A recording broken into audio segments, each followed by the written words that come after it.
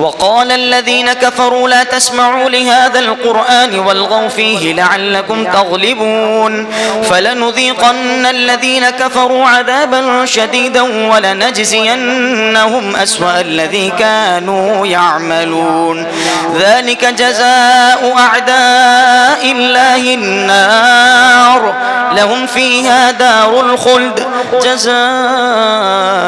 بما كانوا بآياتنا يجحدون وقال الذين كفروا ربنا أرنا الذين أضلانا من الجن والإنس نجعلهما تحت أقدامنا ليكونا من الأسفلين إن الذين قالوا ربنا الله ثم استقاموا تتنزل عليهم